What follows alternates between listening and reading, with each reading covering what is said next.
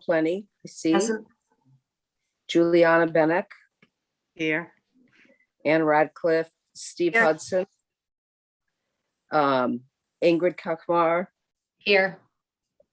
Lawson Wilson. Here. Okay, didn't see him. Carrie Hayes. I think she is coming. So just in terms of establishing a quorum, she may not be here yet. And Kristen McKee. Okay, so that's 1, 2, 3, 4, 5, 6, 7, even without Carrie. So that's, we can have votes. And we're good to go. All right, hold on 1 second. I just realized I lost my agenda somewhere in line here. Hold on. Hang So tight. we need to approve tonight's agenda first. And we need a motion for somebody to do that. Okay. So can we approve tonight's meeting? Somebody making a motion? So move, Tony. All second, Lawson. Okay, motion is approved and seconded. So agenda is approved. No, we need to vote. Oh, we need to vote. You guys are gonna have to help me through this. Remember, I've never done We this. got your back. You're doing Okay. great. Tell me what to do. Now call for a vote. Okay, so I'll call for a vote for approval of the agenda. And you should actually ask for discussion. Oh, discussion first? Okay. Anybody want to discuss the agenda? Then I'd ask Becky to take a roll call again, A or an A. Okay, then Tony Smith, In favor. Carol Plenty. Carol, you're muted. Yeah, you can't hear you. Approved. Juliana, Approve. I don't And seem to have Radcliffe? any sound. Can anyone hear me? Yep, we Yes. got you, Carrie. oh, hi, I hear Carrie. you. Approved. Okay, and Ann and Ingrid, Approve. Lawson, Approve. Carrie, we're approving tonight's agenda. Yay or nay? Thumb up. Carrie, do you like the agenda tonight? Yes, no? I don't think she can hear us yet. Okay, We can hear her, We'll but say- she can't hear us. all right, Kristen McKee. Okay.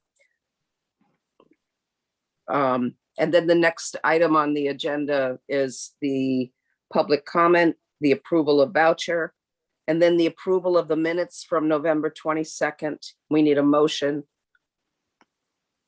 Make a motion to approve or to accept. Want to And make a motion to accept? Is it seconded? you just did it, I think, right, Ann? Do we need to- Tony yeah. made the motion. That's fine. Yeah. Then do we And need then- to, The roll call for the minutes is Tony, yay or nay? A.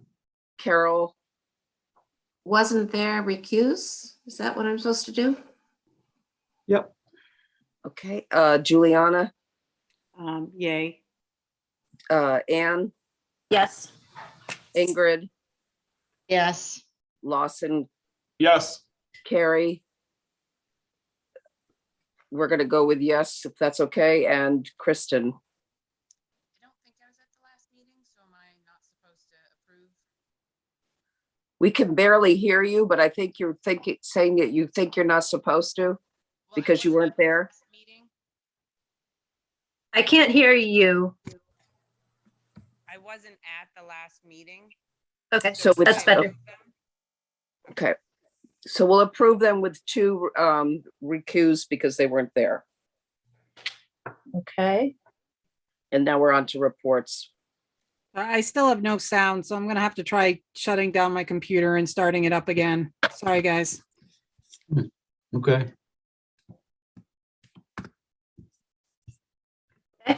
So reports, updates, and communications. Is Eric with us? Does he want to?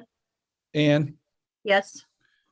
might I suggest that the board might want to consider moving Jessica up so she can say her piece and then go back and collect the children from the Y and move on? I think that's a good idea. I Is she with agree. us yet? Is she with us yet? Yeah. Yes, I'm here. Can you hear me? Yep. Hey, Jessica, thank you for this. Yes. Sorry, I apologize again for not letting you know that about the change. Oh, that's okay. No problem. No problem. So if there anybody who doesn't know Jessica, you can introduce yourself, but she is here to talk to us about the middle school planning and there's that project and where you're the chair of that. Is that correct? Yes, I am the chair of the middle school committee, but we've been on the, first of all, I'm Jessica Stewart, the AOS board chair and the chair of the middle school committee, which has been on a little, do you want me to dive in right now? Is that, I don't have the agenda, what's going on here. Okay. Which has been on a little hiatus, but partly because we have so many, moving parts. And I know there was some concern about how those moving parts intersect with each other. But the long and short of it is that when Ingrid left, sorry, Ingrid, I'm going to have to rehash. Ingrid was chairing the reorganization committee, which sort of intersects with the middle school committee. And we had to sort of put all that work on pause with a lot of the things that were happening with the board in the fall. So now Susan Allen and I are getting together and taking Ingrid's notes from the reorganization committee, which for people who aren't familiar, it would have looked at the options for reorganizing our AOS into a more efficient structure. And the reason that matters is that on the middle school committee, we encountered that really the only option is to open the high school charter to build a middle school on the high school grounds, which we came to the conclusion that that was the best option. And Carrie, I don't know if Carrie's back, but she can jump in too if she has information, if I forget something. So my feeling was, having had the middle school committee on pause, that really Susan and I should get together and talk about this reorganization and sort of figure out where that's going, because it doesn't really make sense to embark on the process of opening the charter and all that entails if we're also looking at redoing our whole structure, right?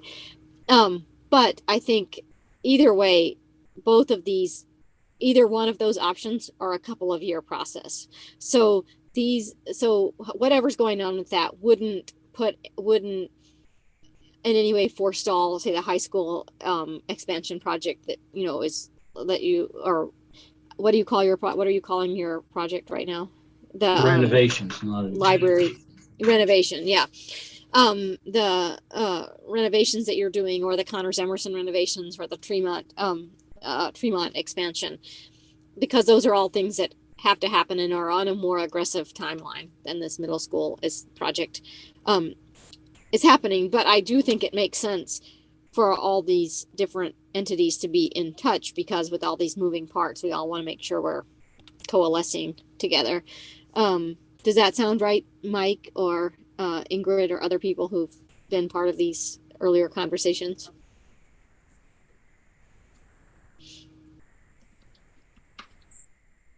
Yeah, that's go ahead, Ingrid.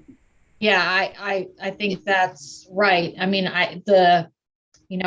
my hope had been in the fall, when I was still involved, was that we would take this year to get everything kind of dealt with, put it to the towns in the spring of 2022, and then it takes the Department of Education another 8 months or so. And so you were looking at really a 2-year timeline from the time you kind of were ready to put this out to the towns. And so, yeah, I mean, I think, I don't know how aggressive you and Susan are going to try to be in terms of your work, but I would imagine that this is at least 2 to 3 years down the road. And Right. And, if the reorganization ended up not being the will of the board or the will of whoever, the other alternative, which would be opening the charter, that is also not a speedy process, because that would also have to go to the towns and some other things. So yeah, we're minimum, no matter how aggressive and on the ball we are, we're talking about at least 2 years. I see someone had their hand up. I It's Tony Smith. May I ask a question? Yes. You Yeah, said sure. you said put it to the towns in spring of 2022. Do you mean town meetings? Well, that was my timeline back when Oh, Ingrid, gotcha. Okay, sorry. Yeah. yes, it has to go. I think we're not gonna get, Yeah, No, yeah, okay. I don't think we're gonna get it to the towns by spring of 2022. no. Yeah, So, we're, Yeah, based on what you that's not said, gonna it's happen. quite a process and we're well into our town meeting prep right now. Okay, thank you. Mhm. Let me just interrupt for a minute, but people can raise their hands, but I don't have everyone on the screen at the same time. I was kind of scrolling through my little thingy here. So just be patient or yell at me if I'm not seeing your hand. Okay, Jessica, want to keep going? Or do any questions? There's not, I mean, I think really it's just, questions. I think, yeah, there'll be no, middle school being built before 2024 probably, or, I mean, that would be the earliest. So your renovation will probably, what's your timeline for your renovation? That'll be well underway. Yeah. Yeah. Yes.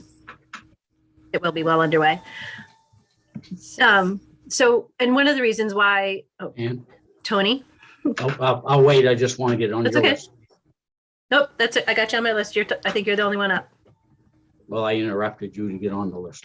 Go for it. Jessica, I think it was you that said you have to reorganize and pull together 3 or 4 entities.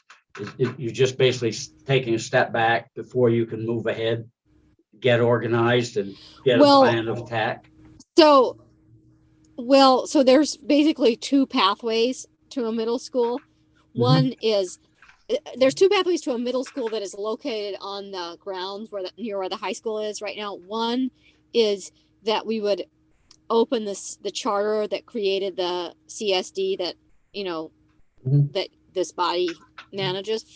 So, and that requires going to the legislature and getting them to open it. And, anyway, we talked to Drummond with some about how to do that. That's the other pathway, is that if we reorganized our AOS out of being an AOS and into an RSU or some other more sustainable or more efficient structure, then that would also be a pathway to being able to build a middle school on the grounds. Because of course, Okay. like if we build Thank a you. middle school, there has to be like, what board governs that middle school? Who's the government, who takes Okay. care of the school, all that stuff, just like with the high school. So those are basically the 2 avenues to a middle school.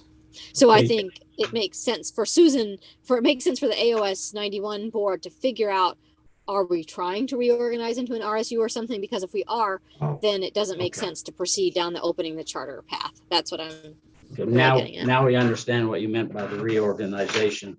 Yes. Because beside that, in my notes, I wrote middle school, high school, Connors, Emerson, Tremont, and I was trying to work them into the reorganization. I'm all set. Yeah. Thank you. Okay.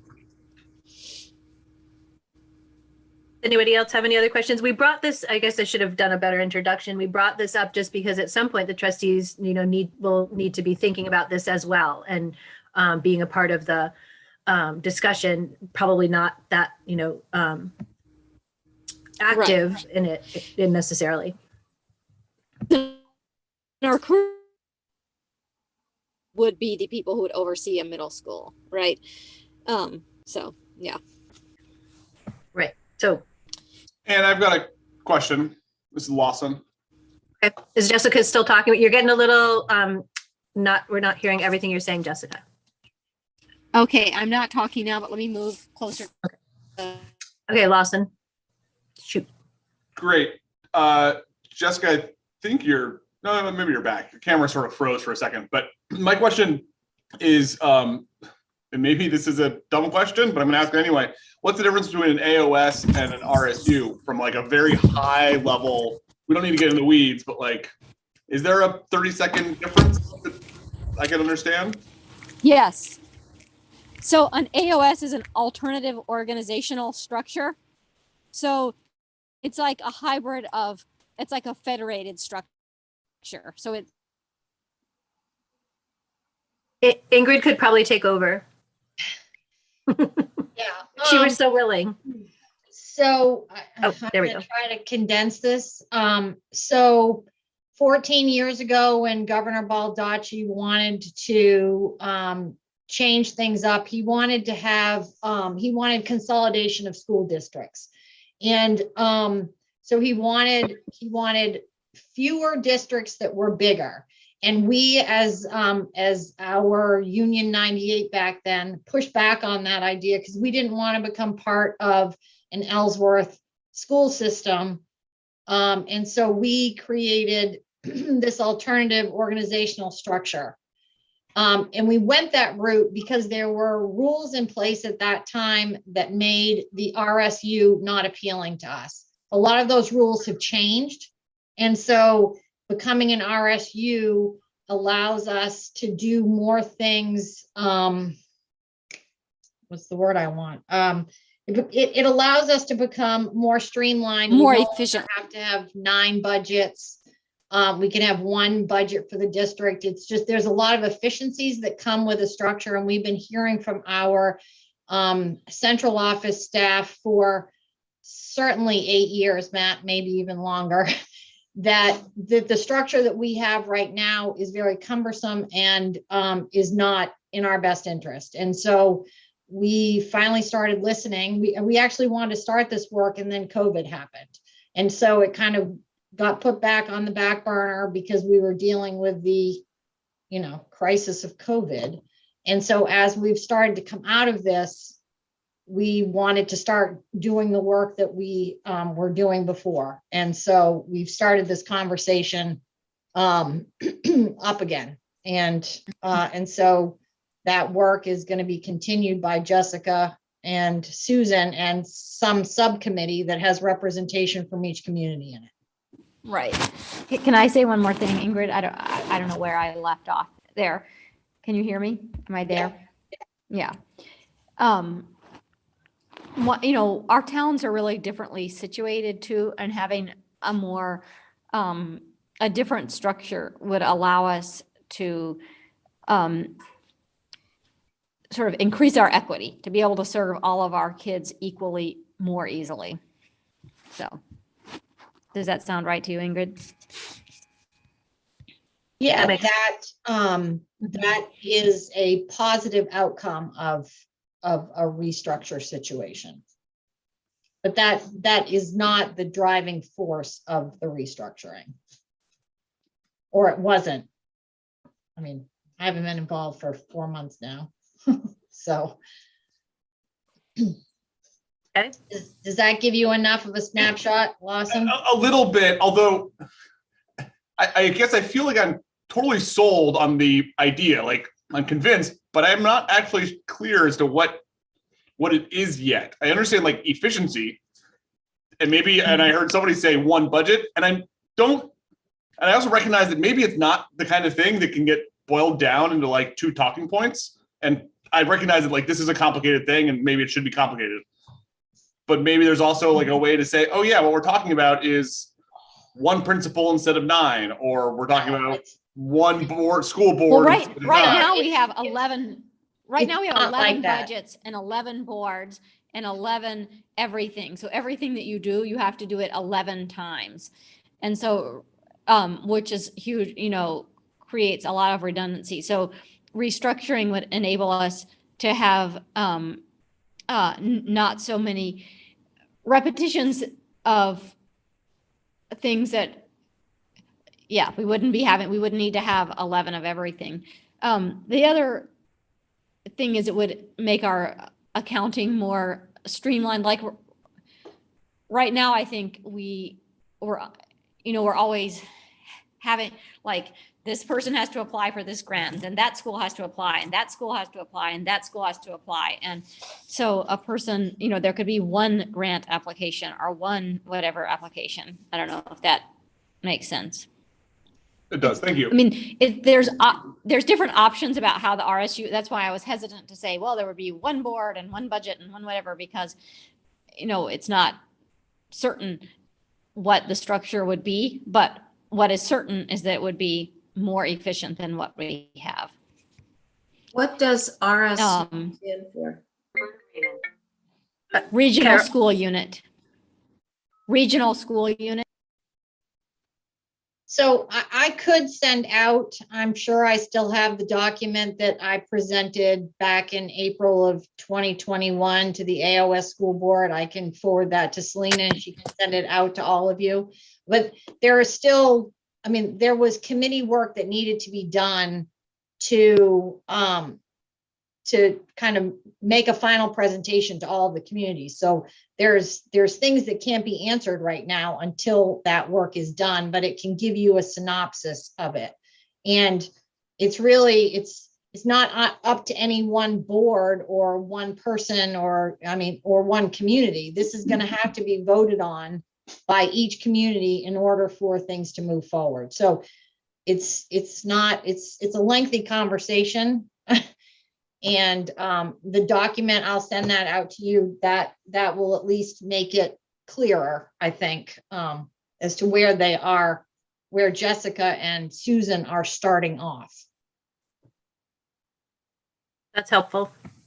I think that'd be really helpful, Ingrid. So if you could do that, that would be great. I think we'd all like it. Because there's a different conversation. There's like you guys we're kind of talking about the nuts and bolts of how this would happen, but we also, which is a different conversation than why do you have a middle school? Why do we make this consolidation? Why are we doing this? I think those are different. Those are kind of different avenues. So tonight we're mostly just getting the nuts and bolts of what does the road look like for getting this going. Like you said, every town, like Ingrid said and Jessica said, every town has to approve of this move. So am I missing any hands or anything? Hi, Carrie. I see you. Okay. I just wanted to address what the part of Lawson's question where he asked about principals. When we talk about switching to an RSU, it would be at the admin level, but it would be above principals. So each school would still retain its own administration through the principal level. And, this is mostly about here for the superintendent and the accounting department at the admin level and ordering things together, whether it be food or supplies and things like that. So efficiencies like that, but it would not strip any of the communities of their principals. Yes, nor would it involve any school closures. I mean, that should be obvious, but I think it's always good to put that, any rumors to the rest. No, it does not involve any closures of elementary. Eric? Lawson, did that help you 30 seconds or less? Almost. If you round down, you get to 30 seconds. Okay. Thank you. Ann? Tony? I think Ann answered my question last week or week before, but with a middle school, it would be like there'd be elementary school, middle school, and high school. Is that the way it would work? It would be a 7-8 middle school, only grades 7-8. So all the other schools would be, 7 and 8. So, it could be a freestanding building, or it could be an attachment onto the high school, which would obviously involve this body. But I think it's early yet to kind of to get into that. And I don't want to take up too much time and rehash through the arguments because I don't know what people here know, but the bottom line is that some of the class sizes in grades 7 and 8 are very, very tiny at some of the schools. And that, that gets into some real socialization problems and problems for creating teams and activity, all kinds of things that people cherish in the kind of social and emotional learning that people cherish in middle school can be really difficult, or offering an algebra class in 7th grade or a show choir or whatever, when you have, a class of 6 or 8 or whatever people. So that's, and at that age, it's really different than like a kindergartner or something. Their needs are very different, the genesis, but I don't need to take up any more time delving into. Thank you very much. I think this was really, really super helpful, and it just gets us on board with, you know, we know you guys are doing, the board, the middle school board is working towards this, and we can have it in our minds now when we're planning things and thinking about things. Anything else? Good. Jessica, thank you so very much for being up here, and sorry again about the mix up. That's okay. You're in No the problem. cold dark because of me. I feel bad. So, Oh, it's fine. I'm happy to be in the cold dark. all right. So we're good. Thank Thanks you. again. And Well, have a good week. we'll get back in touch if we have more questions or if things come up. Okay, thanks. Bye-bye. Thanks. Okay, bye. All right. So where are we, Becky? Eric, you want to do an update on the science, and we go back to reports and updates and communications? Yep. So. Yep. Okay. Oak Point's been out already to look at the ceilings, electrical, plumbing for heating and stuff in the library and the schools and the classrooms on the side where the library is down the middle hall.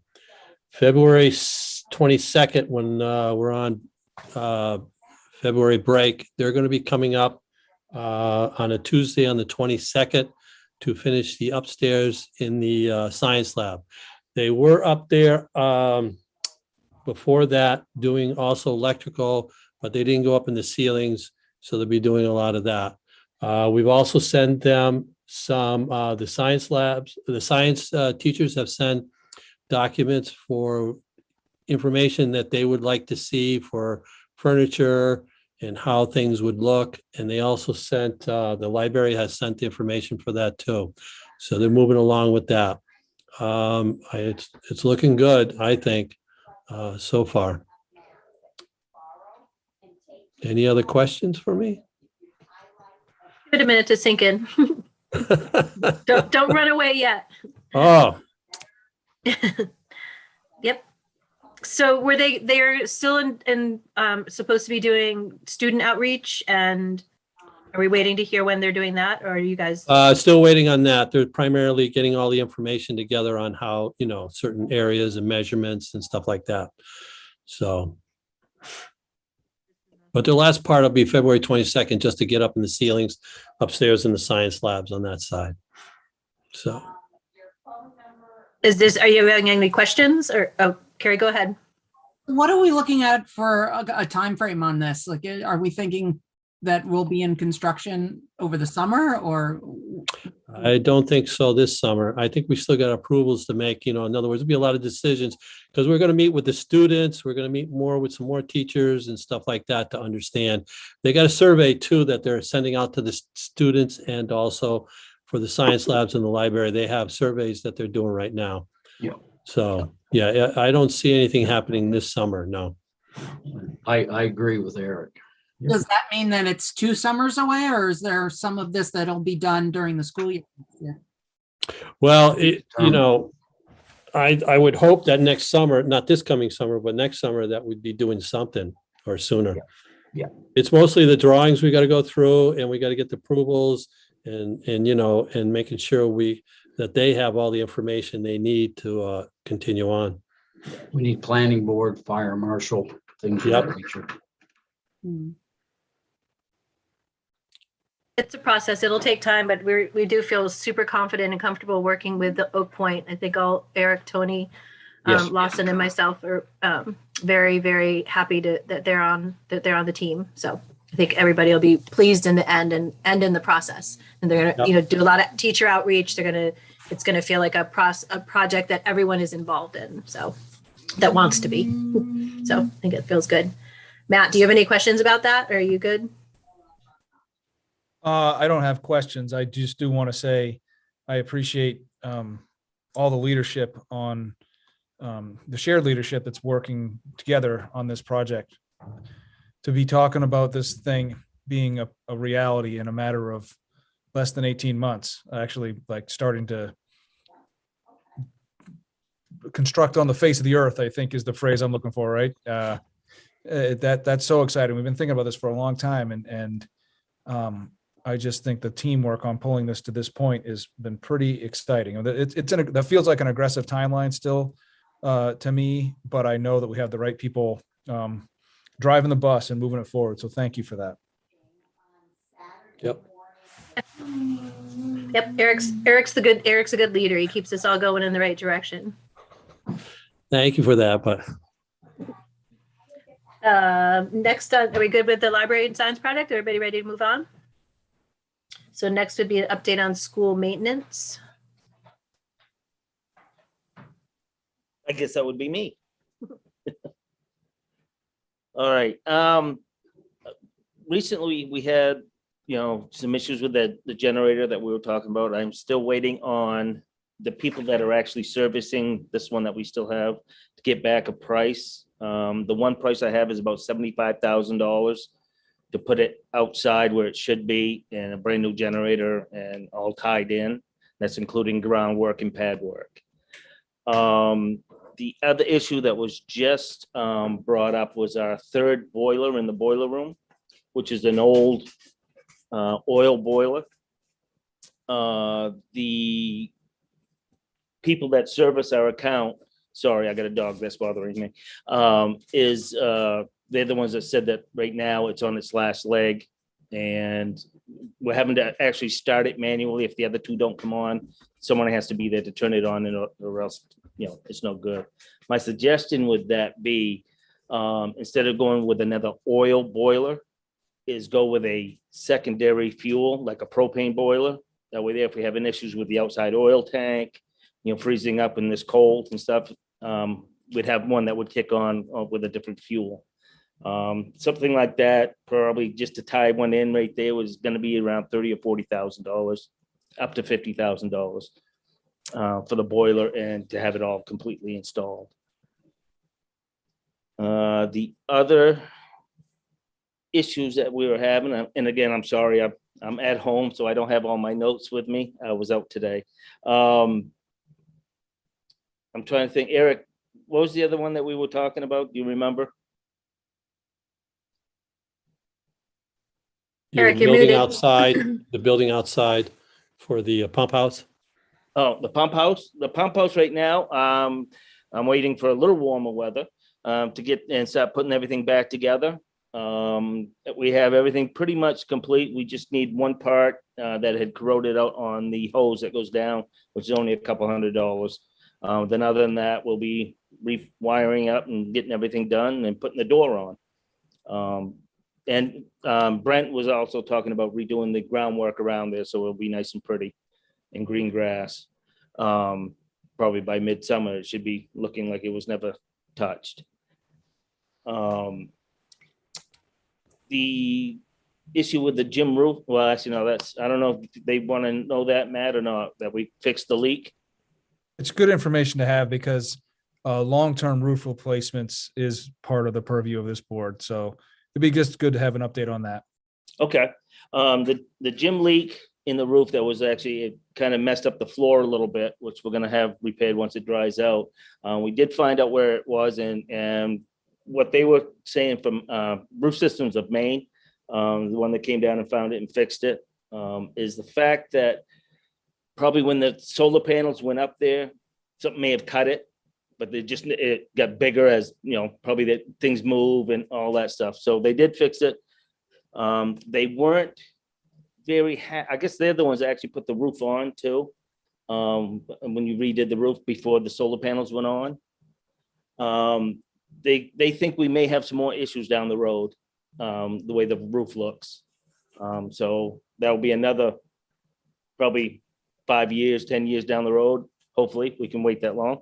You may have a few more leaks or something to where we may have to remove the panels to put the new roof on and put the panels back on. So that's something. Is this because of the solar panels? Are they suggesting that because of the installation? What they were thinking is the fact that when they got put on there, someone may have either dropped a panel or dropped a block or something that caused this rip. And then it probably never got noticed. And then it just kept getting bigger and then started leaking more. And underneath that rubber is 2 inches of foam, insulation. or, it's like an insulation thing, which kept sucking it up at first. Now it's so saturated that anytime it rains a little bit or the snow gets on there and the pressure, it starts coming down through the ceiling onto the gym floor. But it's not something that, the side, I get pictures and stuff like that that we can send to everybody. It's about a 2-inch cut. And it's not something that would just, a seagull dropping something. It was done by somebody doing some work on the roof. What he's looking at up there was the feet of the solar panel. They're only setting, some of them, not all of them, some of them are setting on rubber pads. And then they got cinder blocks up there. So anything that moves up there right now is going to start eventually wearing through that rubber membrane. Carrie? Carrie? Oh, thank you. You have your hand up? So does anyone know if we have any recourse in our contract with Sundog for, trying to recoup some of what we're spending on this roof if that was damage that was done during the installation? I don't know the answer to that. Tony? My suggestion would be to have Sundog go up and look at the roof first and explain what the roofers pointed out to us, and that we might be looking at future leaks and get their impressions, get some feedback from Sundog before we ask them, did you do this, and are you going to help us with the cost of the repairs? I think it's fair to get them down there first. And then we could call around to other Sundog customers with similar installations and see what their experience has been. Yeah, because I know that when we were talking to them about the installation, that was definitely a point of, that we went over with them, was whether we were looking at any long-term concerns with the roof. So I always hesitate to have a competitor to go up and take a look, because they may just be looking out for some additional work. But I think maybe later on, springtime, have Sundog go up with someone and just take a look and see what they have to say. And has all this been documented, Scott, so that, we know? Yes. Yes, I have the written pictures. I got pictures, the written stuff from Roof Systems of Maine. And they also stated the fact that would null the warranty on the rubber roofing by installing that on there. But I was told, and again, this is hearsay, but I was told that the manufacturer of the rubber roofing gave a waiver to put those on it. So I guess Matt's shaking his head, so I guess that's true. So if they waived it, then they have to go good. The roof system, not Roof Systems, but Goodyear would have to go good for the roof or any wear and tear for the solar panels being on it. Yeah. Matt, do you want to speak to this a little bit? Yeah, there was a waiver. That was one of the last hurdles that we had in the approval of this process, was a waiver of the voiding of the warranty from Goodyear. And I remember the document. I remember signing it. And Butch was really careful about that before we went any further. Okay, good. So do you do feel like we have some protection, and if somebody did something wrong, they should be assisting us in paying for whatever repairs are cause of it?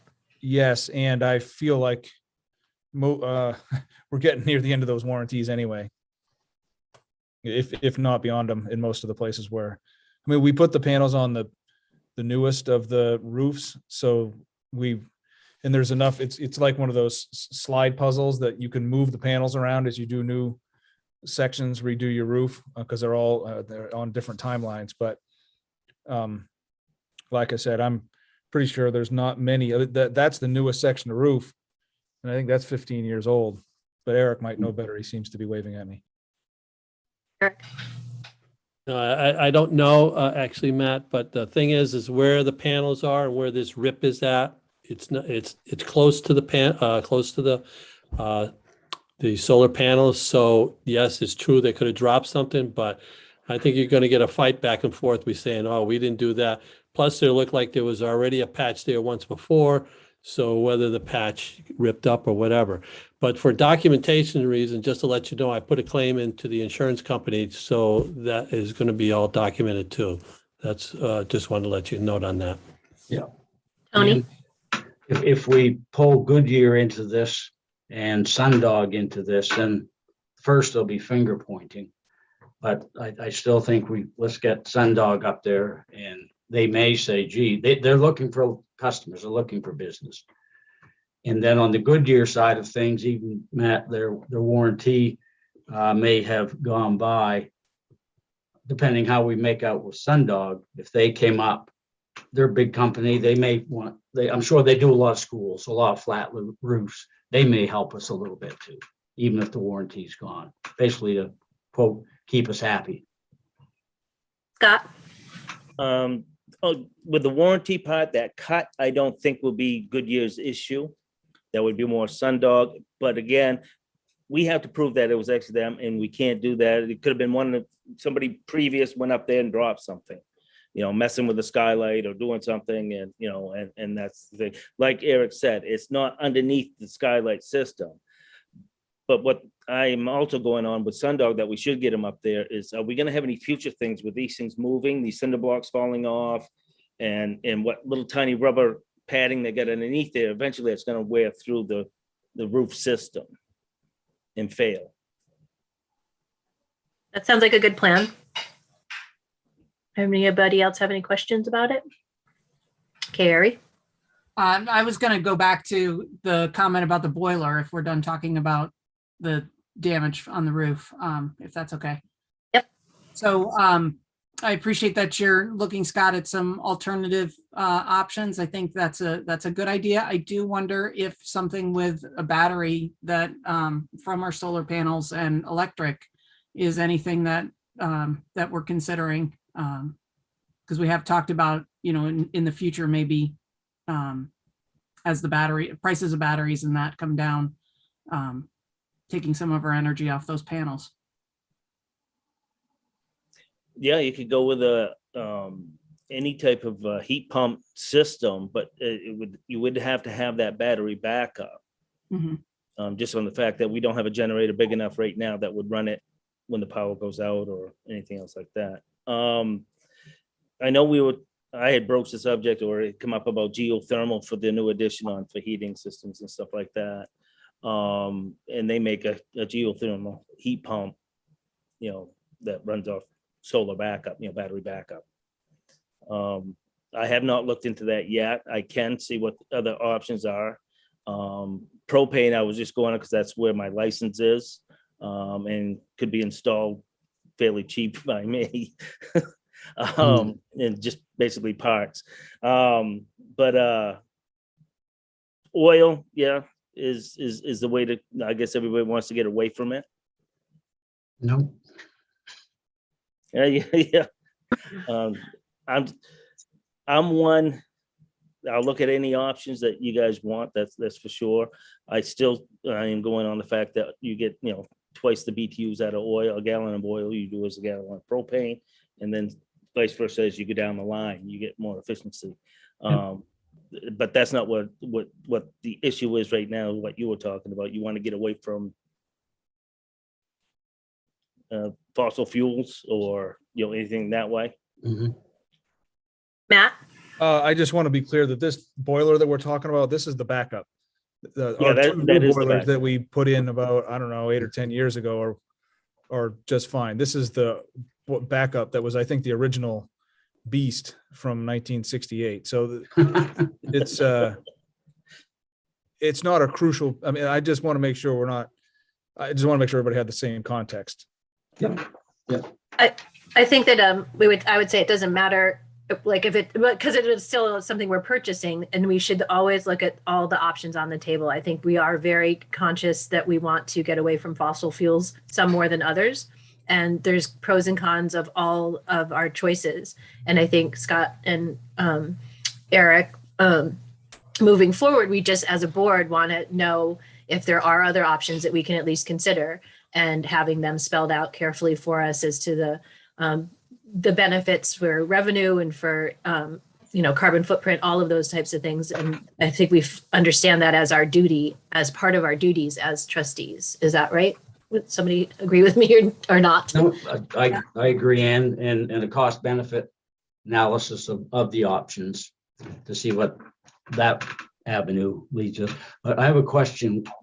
The electricity that's produced by the solar panels, where is that used? For instance, ours at the highway garage, we use electricity at the highway garage, some at one of our parks, and then some at a pump station.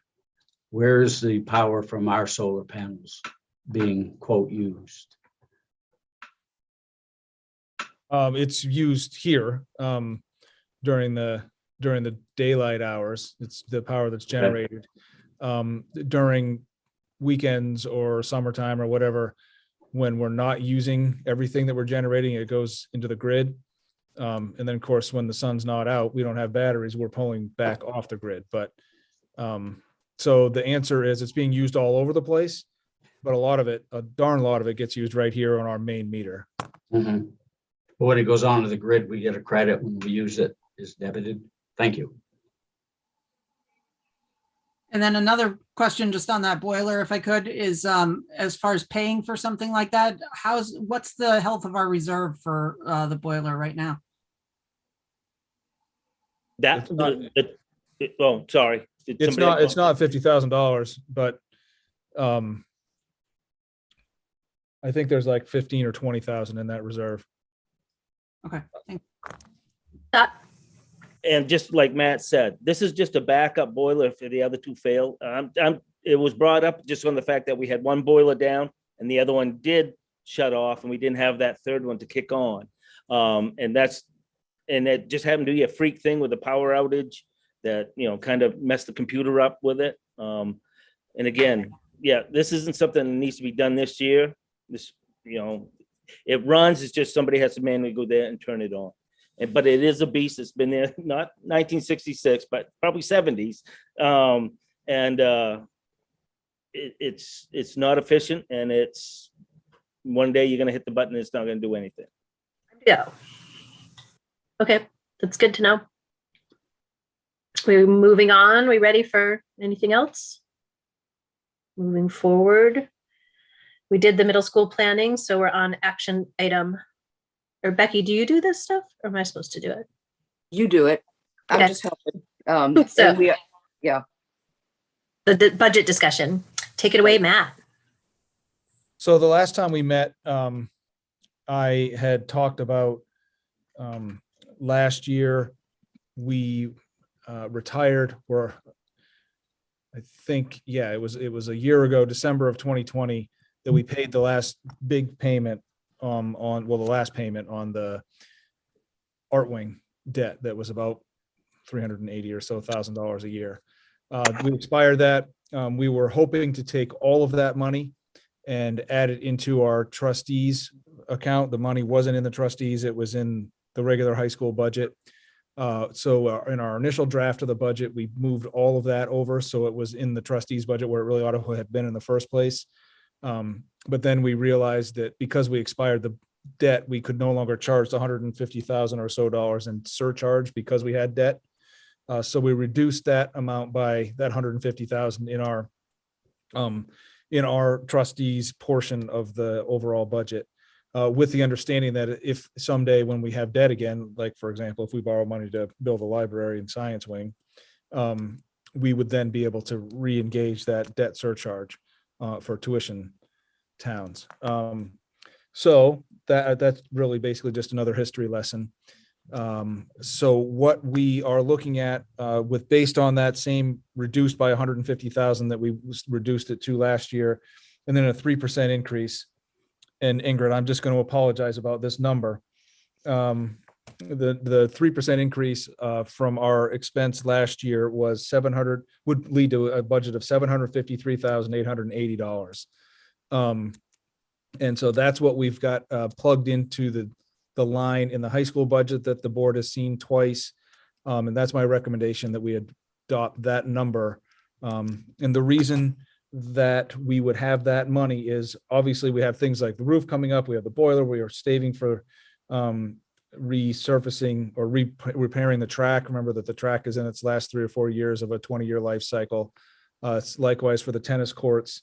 And then obviously as much money as we can have in that major capital, I guess it's called minor capital, I don't know why, in that capital reserve account, to cut down on the amount that we borrow when we do get to the library and science project.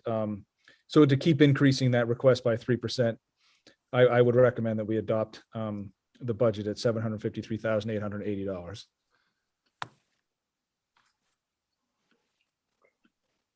So moved. Discussion, do we do discussion first? No, Second. second. No, second, okay, so Second. seconded. Second. Now discussion. Now discussion. Yes. I followed Matt's logic and I agree with it. That's why. But yeah, I support Matt's recommendation.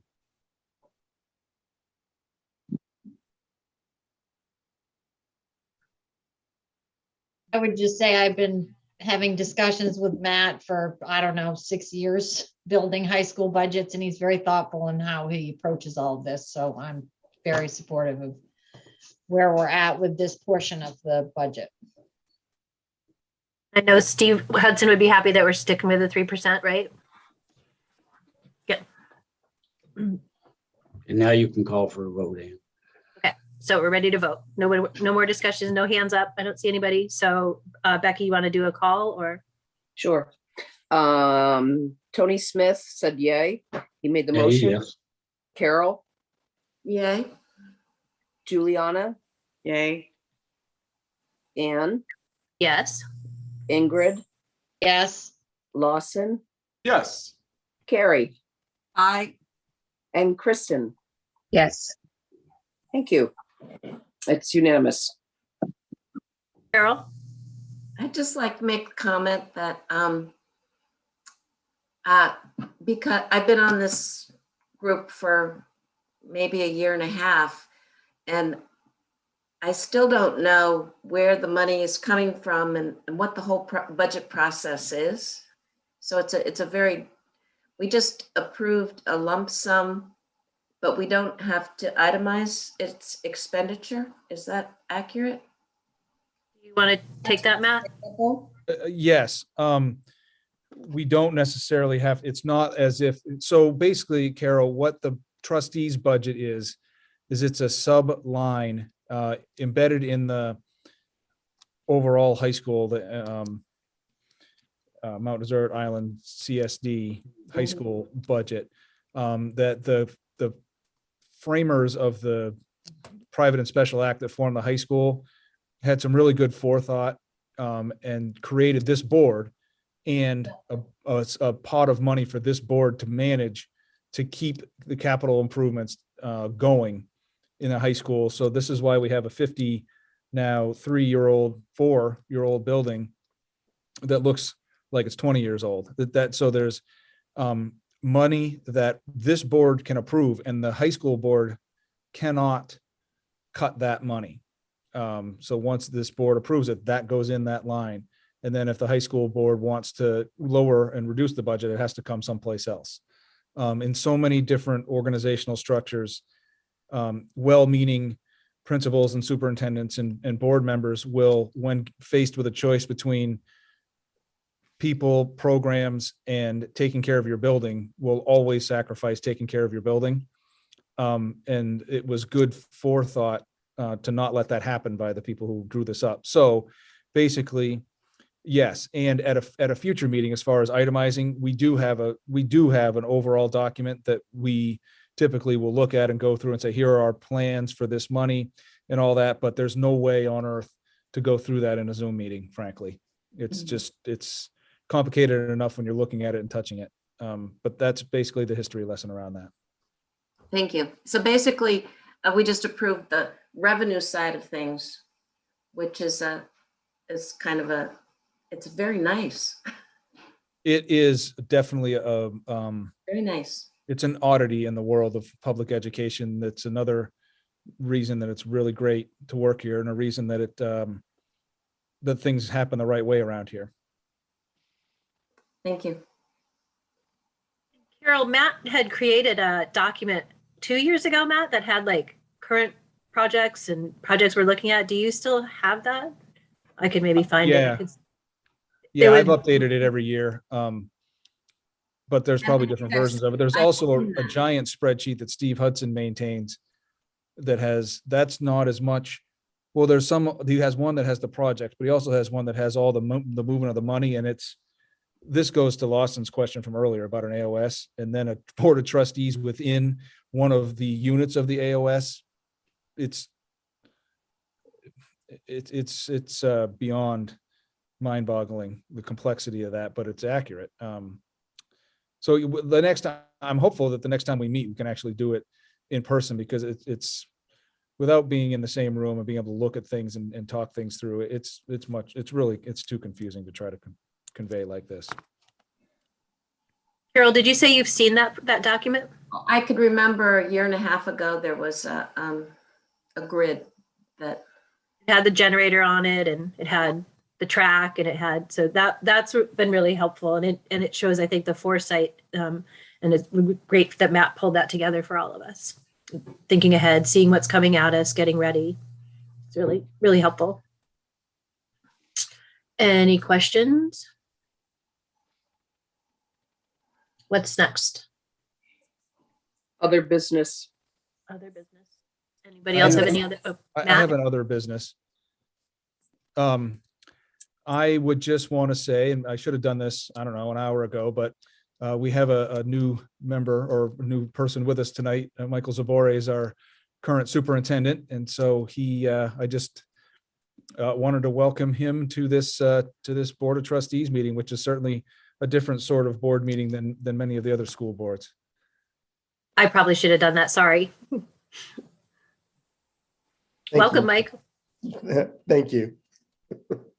Yeah, it's definitely a little bit of a different beast, but I think the concept behind, as Matt had shared, in terms of taking care of the building, and I think in some towns, Bar Harbor for us has a CIP account, which can be seen as somewhat similar in terms of making sure that there's monies to make sure that you're taking care of your building, are important aspects of part of the process of, what we do. We couldn't do it if our building was falling apart. So it's good that we, have those funds and structures available to, do it well. Awesome. Well, we're all looking forward to working with you, so it'll be good. And future agenda items, such as soliciting if anyone has ideas for future agenda items would like to see us talk about or put on there. No comments. Moving on to, we have our date for the next, I had to ask Ingrid, is it the last Monday or the fourth Monday? So we are the fourth. We are the fourth Monday because January had 5, so I had to catch myself there. One other thing I just would say is I will send Rob a text tomorrow from all of us. Everybody give me a thumbs up and just tell him we're thinking about him, and he's getting through some medical stuff, and we'll just let him know that all the trustees are, sending him well wishes and a speedy recovery and all that kind of stuff. And then he'll be back at it. And I did assure him that we needed him back here. And he said he's looking forward to it. He said he's really excited about all the projects. I told him I have a lot to learn. And so he was really great. So it'll be good. So I'll reach out to him. Okay. And so adjournment, how do I do that? I make a motion, we adjourn. Seconded. Non-debatable. Second. Good. Thanks for stepping up and running the meeting, Ann. Yeah. Nice job. I'll get Ann. better. I review my notes. I review the rules beforehand, but I still stumble up a little bit. So thanks for being patient. You're doing Thank great. you. Yep, thank you. Bye. Bye, everyone. Bye, everybody. Bye, everyone.